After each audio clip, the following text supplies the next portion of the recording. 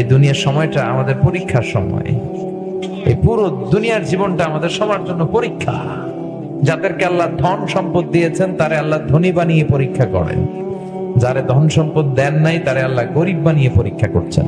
যাকে আল্লাহ সাদা বানিয়েছেন ওরা সাদা বানিয়ে পরীক্ষা, যারা কালো বানিয়েছেন কালো বানিয়ে পরীক্ষা, কাউকে নারী বানিয়ে পরীক্ষা, কাউকে পুরুষ বানিয়ে পরীক্ষা, কাউকে নারীও না পুরুষও না হিজড়া বানিয়ে পরীক্ষা। সবার জীবনটাই বিশাল একটা পরীক্ষা। লিয়াবলুয়াকুম আইয়ুকুম আহসানু আমালা, তোমরা কে কি আমল করো এটা আল্লাহ দেখে নিতে চায়। এজন্য পুরো জীবনটাই হচ্ছে পরীক্ষা। আর আমাদেরকে ফিরে যেতে হবে। আমরা আজীবন থাকতে আসি নাই, আমাদেরকে আল্লাহর কাছে ফিরে যেতে হবে। কিন্তু আমাদের লাইফস্টাইল, আমাদের জীবন, আমাদের সকাল বিকাল সন্ধ্যার দিকে আপনি খেয়াল করে দেখেন যে আমরা যে চলে যাবো এই চিন্তাটাই আমাদের মাথায় নাই। আমাদেরকে যে কবরস্থানে যেতে হবে এই চিন্তাটাই নাই। মরতে যে হবে এ নিয়ে কোনো টেনশনই নাই। আরো লাগবে, আরো চাই, আরো প্রতিযোগিতা, সব আমার, আমার এলাকা, আমার ক্ষমতা, আমার দাপট, আমার চেয়ে বড় কেউ নাই।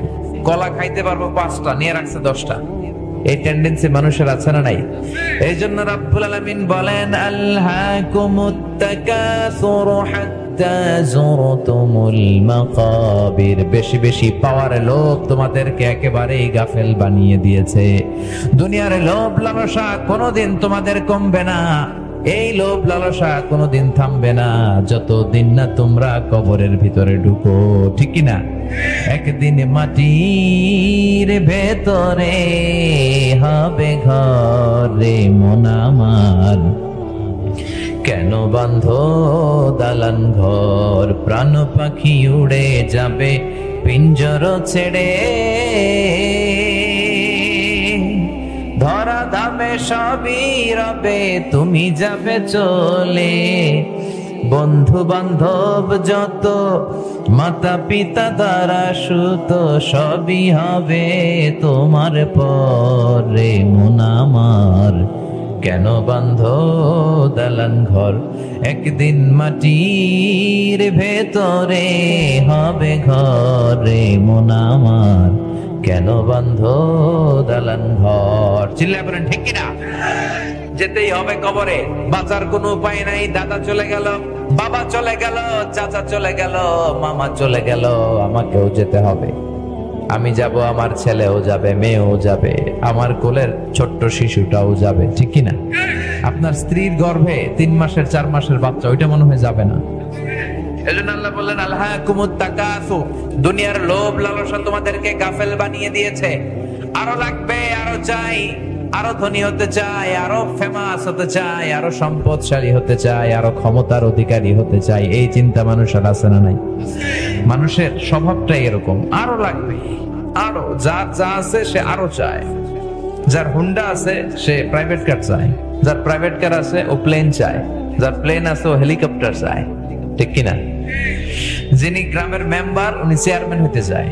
তো এই জন্য যার আছে যদ্দূর সে আরো চায়। প্রতিযোগিতা, শুধু ছুটছি পাগলের মতো। একটু থামেন, স্টপ, একটু থামেন, একটু থমকে দাঁড়ান, একটু ভাবেন আসলে করছেন কি, কার জন্য করছেন, কেন করছেন, হোয়াট ইজ ইউর ডেস্টিনেশন, আপনি কোথায় যাবেন, গন্তব্য কোথায়, কি হবে এগুলো দিয়ে। এই চিন্তাটুকু করার সময় আমাদের হয় না। ওর আছে 2 তলা, আমার লাগবে 4 তলা। ওর আছে 3টা গাড়ি, আমার লাগবে 5টা গাড়ি। ওর আছে এতগুলা, আমার লাগবে আরো, ঠিক কিনা? যার আছে বেশি সে চায় বেশি। মানুষের স্বভাবটা ফকিরদের মতো। এজন্য রব্বুল আলামিন বলেন ইয়া আইয়ুহান নাসু আনতুমুল ফুকারাউ ইলাল্লাহ ওয়াল্লাহু হুয়াল গনিয়ুল হামিদ। ও দুনিয়ার মানুষ, তোমরা সবাই ফকির। আমরা কি? যে চায় সে হচ্ছে ফকির। জুমার দিনে দেখবেন কিছু ফকির আছে, যেখানে টাকা দিতেছে ওই জায়গায় দৌড়, এদিকে নেয় ওদিকে নেয়, সারাদিন নিতেই থাকে। মানুষের স্বভাব এটা, যার আছে বেশি চায় বেশি, ঠিক কিনা? এজন্য সম্পদ মানুষকে সুখ দিতে পারে না। সুখ দিতে পারে আল্লাহর প্রতি আস্থা, বিশ্বাস, আল্লাহর জিকির, ঈমান, ইহসান, তাকওয়া, এগুলো মানুষকে সুখ দেয়। চিল্লায় বলেন ঠিক কিনা? হাজার হাজার কোটি কোটি টাকার মালিক, এগুলো দেখলে আপনি বিভ্রান্তিতে পড়বেন না যে খুব হয়তো সুখে আছে। না, এটা নাও হতে পারে। হয়তো অনেক অসুখে আছে, দেখবেন টাকা যাদের বেশি অসুখ তার বেশি, টাকা যার বেশি রোগ তার বেশি, টাকা যার বেশি টেনশন তার বেশি, টাকা যার বেশি চিন্তা তার বেশি, টাকা যার কম রোগ কম, টাকা যার কম ঝামেলা কম, টাকা যার কম শান্তি তার বেশি। সুবহানাল্লাহ পড়েন। অনেক ভিআইপি সিআইপিদের সাথে আমাদের পরিচয় হয়। ভিআইপি মানে very very very important person, আর সিআইপি মানে commercially important person, business magnate, শিল্পপতি। ঘরে যেয়ে দেখেন সুখ নাই, স্ত্রী কথা শোনে না, স্ত্রী করে পরকিয়া, ছেলে খায় গাঞ্জা, মেয়ে করে আরেক ছেলের সাথে পরকিয়া, ঘরে কোনো সুখ নাই, কেউ কাউকে সময় দিতে রাজি না, রোগের কোনো শেষ নাই, কিচ্ছু খেতে পারে না। ডাক্তার খুব লিমিটেড ডায়েট তাকে দিয়েছে।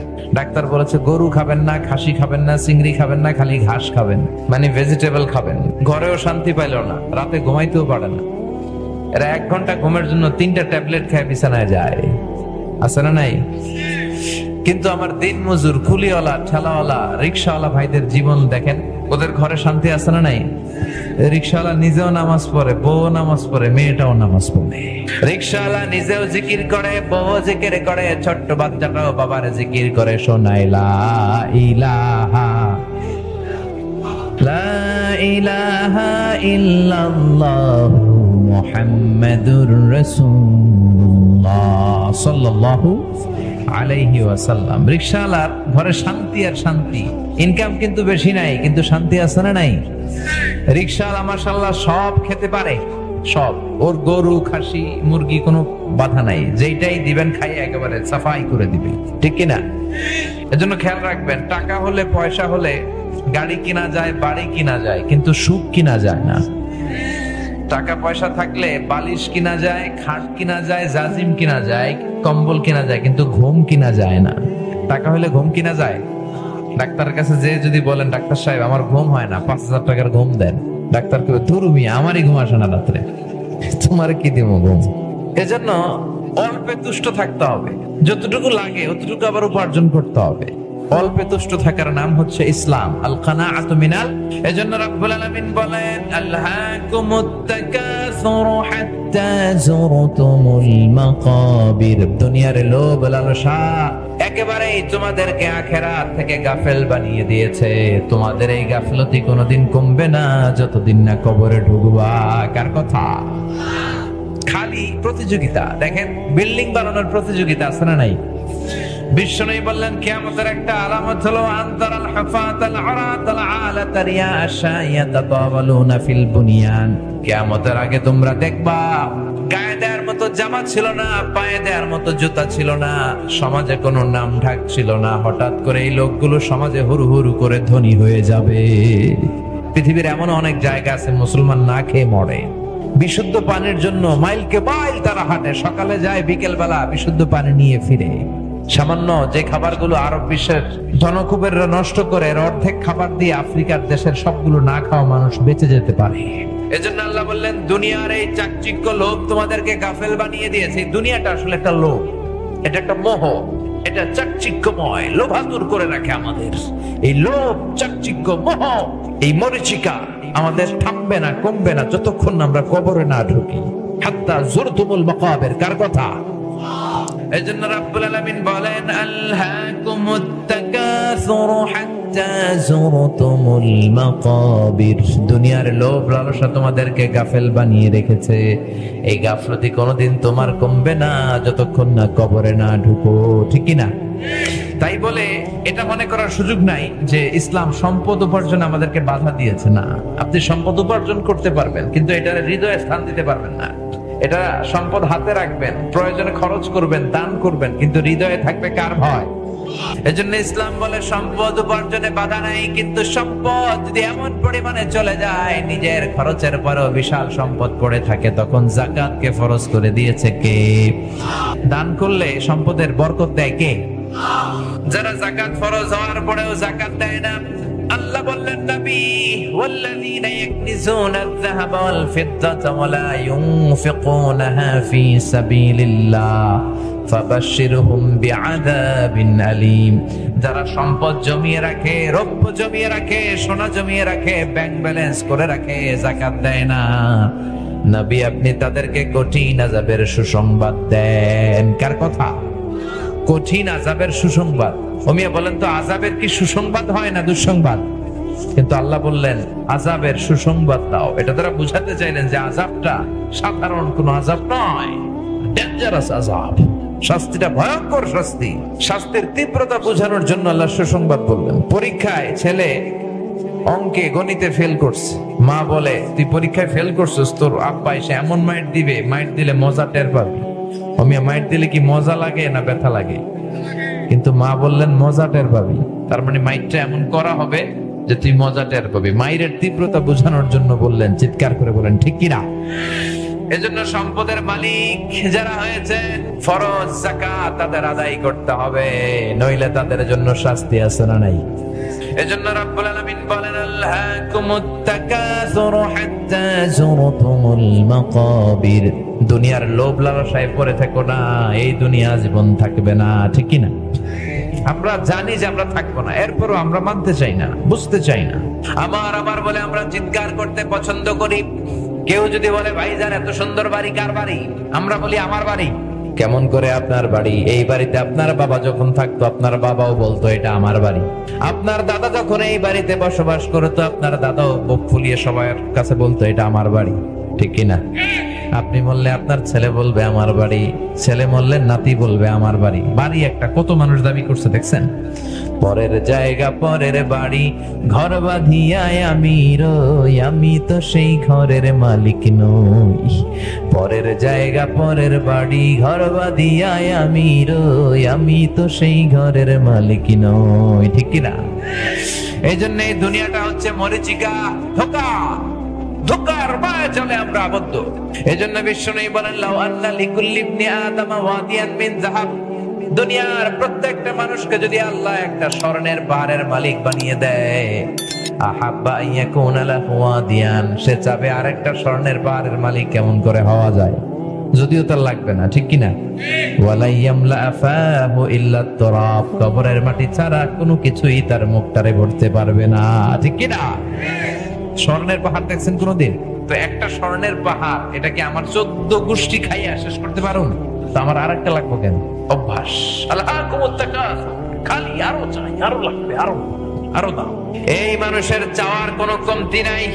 এই চাইতে চাইতেই তোমাদেরকে কবরে যেতে হবে। হাত্তা যুরতুমুল মাকাবির, কবরে তোমাদেরকে ঢুকতে হবে, বাঁচার কোনো রাস্তা নাই, সবাইকেই যেতে হবে, ঠিক কিনা? এই পৃথিবীতে কেউ থাকতে আসে নাই। এমনকি কেউ আছেন যে বলতে পারবেন হুজুর আমি যাব না এই পৃথিবী থেকে, আমি বেঁচে থাকবো? আছেন কেউ? সবাইকে চলে যেতে হয়েছে, নবীরাও বাঁচে নাই, ঠিক কিনা? কুল্লু মান আলাইহা ফানি ওয়া ইয়াবকা ওয়াজহু রাব্বিকা যুল জালালি ওয়াল ইকরাম ফাবিআইয়ি আলাই রাব্বিকুমা তুকাযযিবান। মহাবিশ্বে যা দেখা যায় সব শেষ হয়ে যাবে, সব একবার মরে যাবে, একজন ছাড়া তিনি কে? যেতে আপনাকে হবেই। এজন্য আল্লাহ বললেন হাত্তা যুরতুমুল মাকাবির, যতক্ষণ না তোমরা কবরে যাও। কবরে ঢুকলে সব চাওয়া পাওয়া শেষ। এই কবর হচ্ছে আখিরাতের প্রথম ধাপ। বিশ্বনবী বলেন আল কবর মারাদাতুম মিন রিয়াদিল জান্নাহ ওয়া হুফরাতুম মিন হুফারিন নার।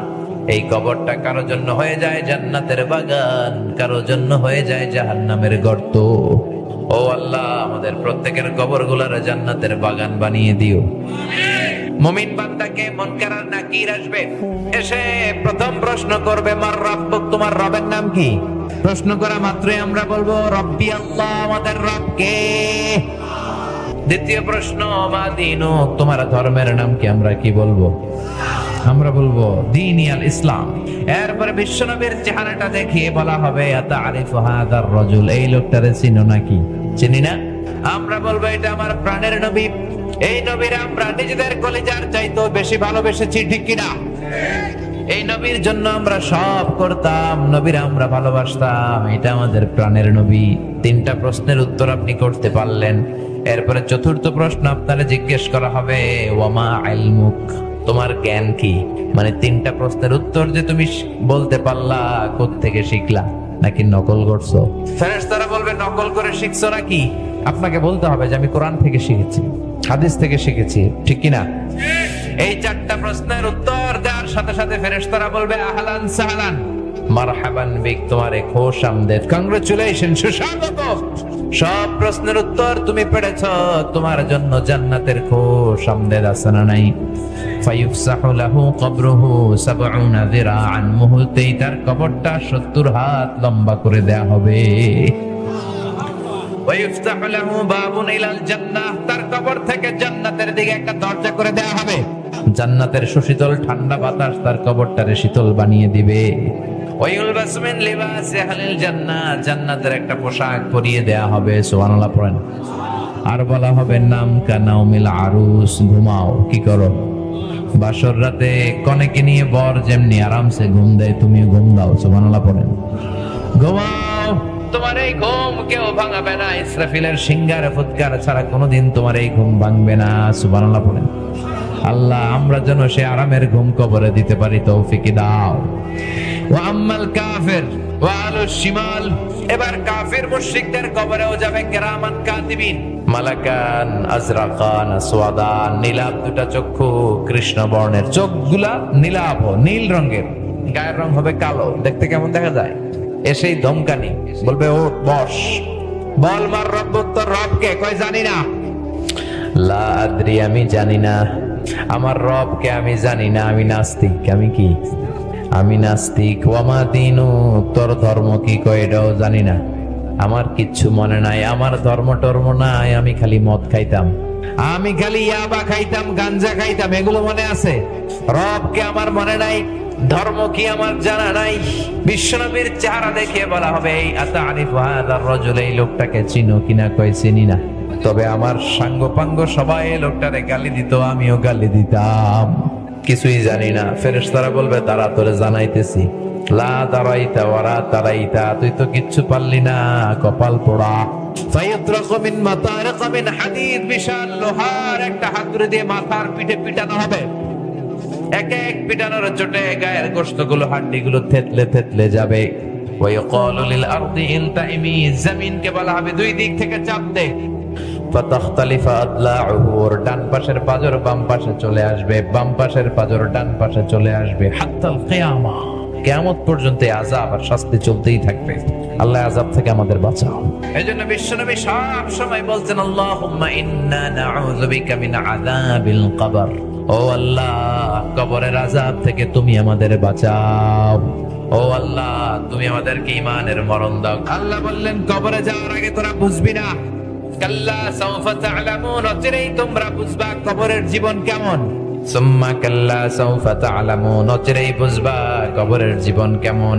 কাল্লা লাউ তা'লামুনা ইলমাল ইয়াকিন, যদি তোমরা জানতা মৃত্যু আর কবরের জীবনটা কেমন। মালাকুল মাউতকে দেখার আগ পর্যন্ত এটা বোঝা যাবে না, ঠিক কি না? মালাকুল মাউতকে সবাই সচক্ষে দেখবে, আমরা যারা এখানে আছি দেখবো না মালাকুল মাউতকে। মুমিন বান্দার কাছে মালাকুল মাউত সাদা শুভ্র ধবধবে পোশাক পরে একজন যুবকের আকৃতিতে আপনাদের কাছে আসবে ইনশাআল্লাহ। পড়ে শুভ্র সাদা যুবক একজন মানুষের যত সুন্দর চেহারা হতে পারে, সুঘ্রাণ নিয়ে আপনার মাথার শিয়রে বসবে, এসে বলবে ইয়া আইয়াতুহান নাফসুত তাইয়্যিবা, ইয়া আইয়াতুহান নাফসুল মুতমাইন্না, হে প্রশান্ত আত্মা বের হয়ে আসো। কাফান মিন আকফানিল জান্নাহ, জান্নাতের কাফন নিয়ে আসবে। হানুত মিন হানুতিল জান্নাহ, জান্নাতের হানুত নিয়ে আসবে। আপনার মাথার সামনে বসে ভদ্রভাবে বলবে ও পবিত্র আত্মা বের হয়ে আয়, ইলা মাগফিরাতিল্লাহি ওয়া রিদওয়ান, আল্লাহর ক্ষমা আল্লাহর দয়ার দিকে বের হয়ে আয়। বলার সাথে সাথে চমৎকার ভাবে দেহ থেকে রূহটা বের হয়ে আসবে। আল্লাহ আমাদের রূহ কবজটা যেন এরকম আসানের সাথে হয়। আর কাফেরদের কাছেও আসে বিশ্রী একটা চেহারা নিয়ে, ভয়ঙ্কর একটা মূর্তি নিয়ে, যত দুর্গন্ধ হতে পারে সব দুর্গন্ধ নিয়ে আসে, এসে ধমকানো শুরু করে আর বলে আইয়াতুন নাফসুল খাবিসা পাপাত্তা উখরুজি ইলা গাদাবিল্লাহি ওয়া সাকাতি, আল্লাহর রাগের দিকে গজবের দিকে বের হও। মুমিনকে মুমিনের রূহকে ডাক দেওয়ার সাথে সাথে মুমিনের রূহ যেমনি স্মুথলি বের হয়ে আসে, কাফেরের রূহ কি এরকম বের হয়ে আসে নাকি?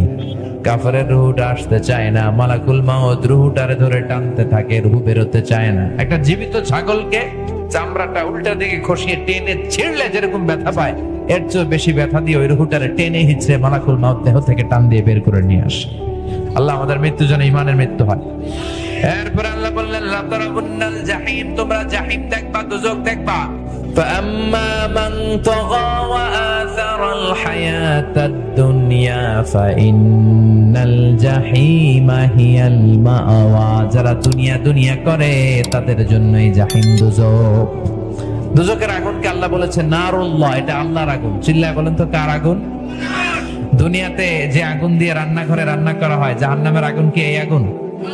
এই আগুন না, জাহান্নামের আগুন এই আগুন নয়। দুনিয়ার আগুনের চেয়ে 70 গুণ বেশি তেজওয়ালা। চিল্লায় বলেন ঠিক কিনা? এজন্য আল্লাহ বললেন নারুল্লাহ, জাহান্নামের আগুন এটা হলো আল্লাহর আগুন। দুনিয়ার আগুন আঙ্গুলে লাগলে শুধু আঙ্গুল জ্বলে, পায়ে লাগলে পা জ্বলে। জাহান্নামের আগুন দেহের যেই জায়গায় লাগুক না, সর্বপ্রথম কলিজাটা জ্বলে সারখার হয়ে যাবে। এজন্য বিশ্বনবী সবসময় বলতেন আল্লাহুম্মা ইন্না নাসআলুকাল জান্নাতা ওয়া নাউযু বিকা মিনান নার। আল্লাহ তোমার কাছে জান্নাত চাই, জাহান্নাম থেকে পানাহ চাই। পড়েন আমিন। সুম্মা লা তারাউন্নাহা আইনাল ইয়াকিন, তখন তোমরা জাহান্নামকে সচক্ষে দেখবা। এখন শুনতেছেন ওয়াজ, তখন জান্নাতি হলে জান্নাতকে সচক্ষে দেখবা, জাহান্নামী হলে জাহান্নামকে সচক্ষে দেখবা। ঠিক কিনা? সুম্মা লা তুসআলুন্না ইয়াউমা ইযিন আনিন নাঈম।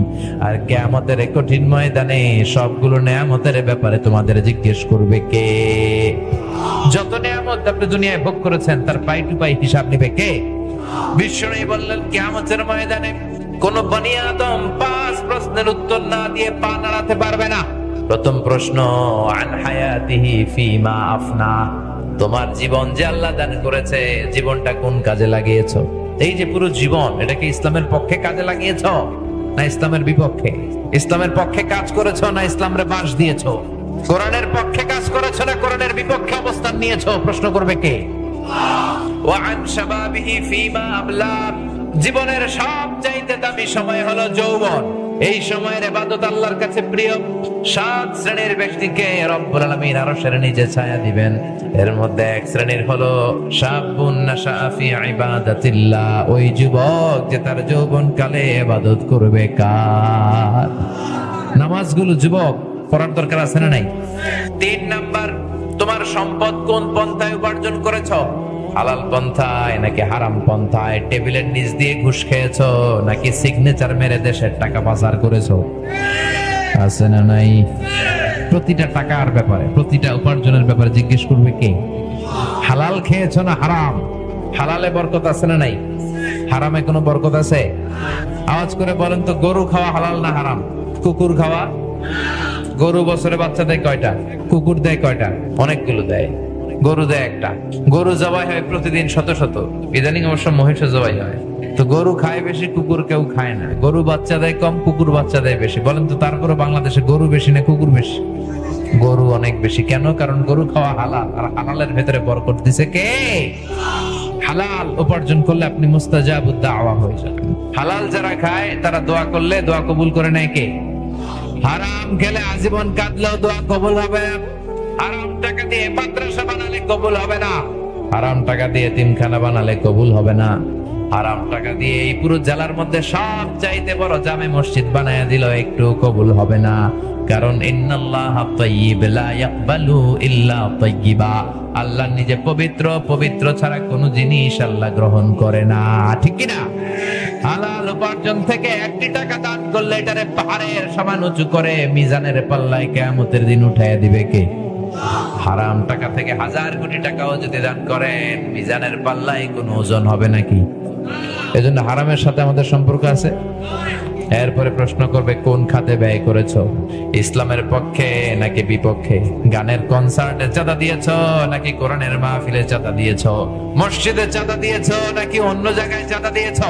কোন জায়গায় সম্পদ ব্যয় করেছো? মদের আড্ডাখানায় টাকা ব্যয় করেছো, গাঞ্জার আড্ডাখানায় চাঁদা ব্যয় করেছো, টাকা ব্যয় করেছো? এই প্রশ্নগুলো করবে কে? পাই টু পাই হিসাব নেবে কে?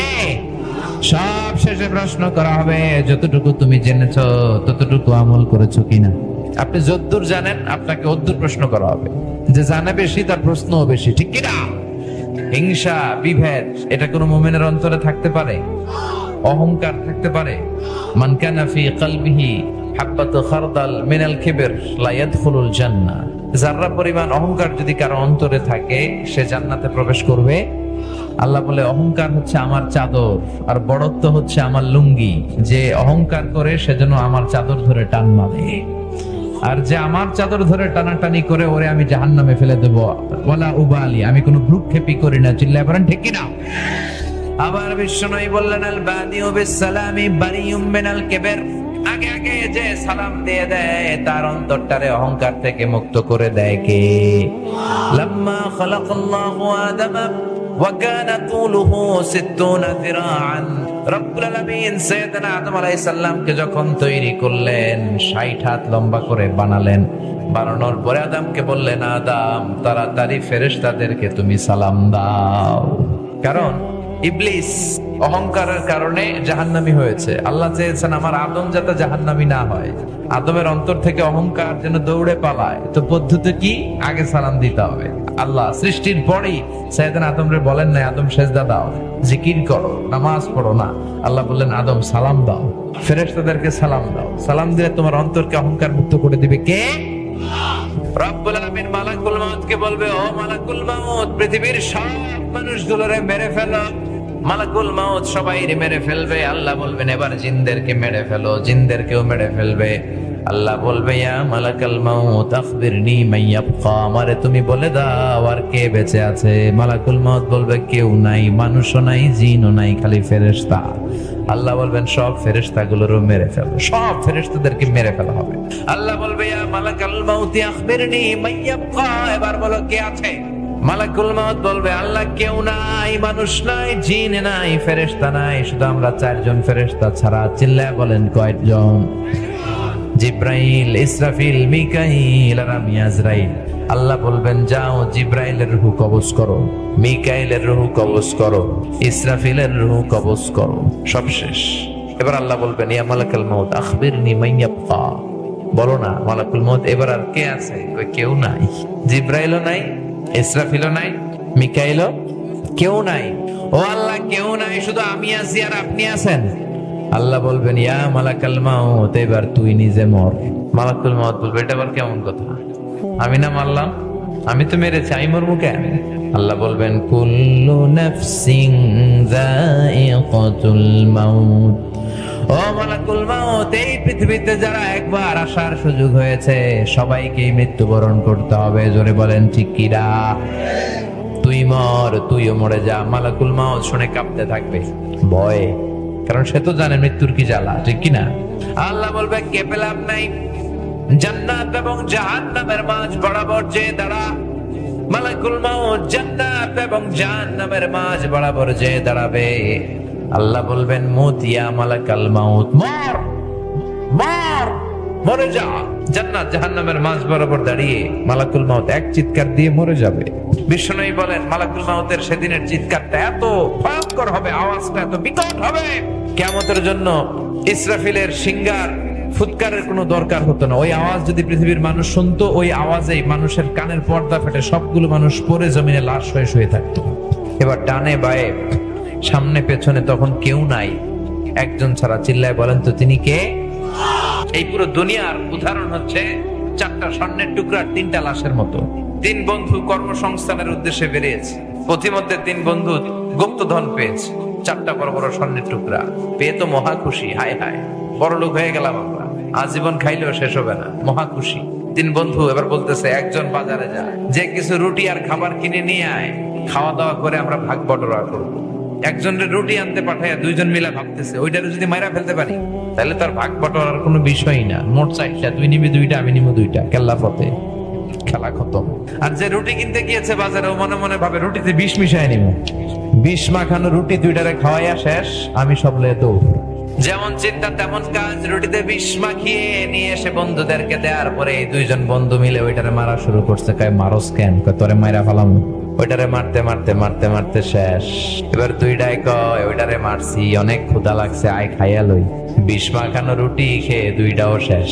4টা স্বর্ণের টুকরা স্বর্ণের জায়গায় পড়ে আছে, লাশগুলা পড়ে আছে, নেওয়ার কেউ নাই।